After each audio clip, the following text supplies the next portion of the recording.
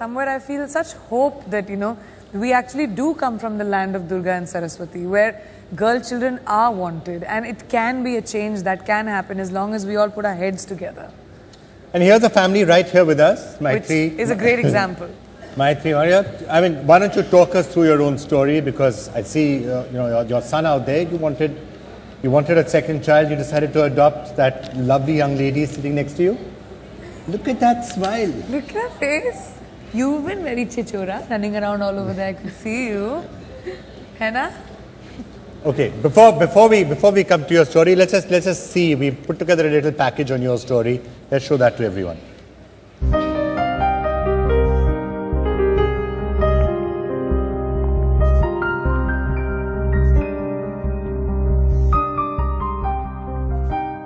Mytri always had a dream. 5 years ago, Amuri came into her life, giving a name to that desire. I think I just wanted to adopt ever since I knew, when I was a kid, ever since I knew what adoption was and what it actually meant. I've always wanted to adopt kids. I just wanted to only adopt. I just hope if everybody in India adopted a girl child or a child for that matter, there wouldn't be, orphans. Agastya is their biological son and special firstborn. Amuri came and found her space, filling their world anew. It actually was her dream, and I'm living her dream, which has turned out really beautiful. See, we had a boy, so we already experienced the boy. And the point was that I wanted to have a girl. I just wanted to have like 10 of them. I mean, I wish I could, yes, a whole cricket team or whatever, 11 of them. But it's only when you get married and you start running a household, you realize that all this needs money and everything financial. She brought color into our lives. During those visits to the orphanage to bond with Amuri before the adoption process was complete, this couple fell in love with many children there. A love Aditya captured in his film they made for the orphanage. Amuri has come home in more ways than one.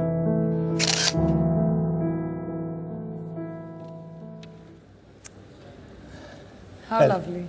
Well, it's such a lovely story. And I wish, as you said, more people would just simply think about doing this. Yeah, actually, we say, I've been hearing you guys talk and saying that, I wish adoption, and there's so many people who abandon children. But it's changing, only because I can say this, because after I adopted, a lot of friends of mine came and said, okay, adoption, probably it's the way to go and stuff. So they started asking me, where did you adopt from? So when these people, friends of mine, when they actually found out from the agency where we got her from, the wait was just longer. It was so much longer. We got her within a year. But now it's not that. It's I think the mindset of people is changing so much more now. So at least urban India, I'm not saying rural India as yet, but urban India definitely is changing. So a lot more people are wanting to do it. It's becoming tougher to do it, which is paradoxically a good sign. It means that people want to do it. Exactly. And when they see, where do you get that mischievous expression on your face? She has the naughtiest eyes I've ever seen. Eyes I've ever seen. She does. She is. I mean, this is like the sparkle in our life, So she's definitely a sparkle. Agastya, you tell me, how did it feel for you to be? I mean, I'm sure you were part of discussions when you and your family decided to have a baby sister. What did you feel about it? I was very excited about having a baby sister. I didn't really know that what's the difference between a baby sister and a brother, but now I've grown up and I know that it's a different thing to have a brother and a sister. So she's brought so much joy and all, and it's very nice to have her. She must be like full bundle of energy, right? A very big bundle of energy. Says he with that elder brother. A very big one. I understand. I'm an elder sister. I feel you, Agastya. I feel you. Yeah, well, I'm an elder brother to a baby sister, so I know.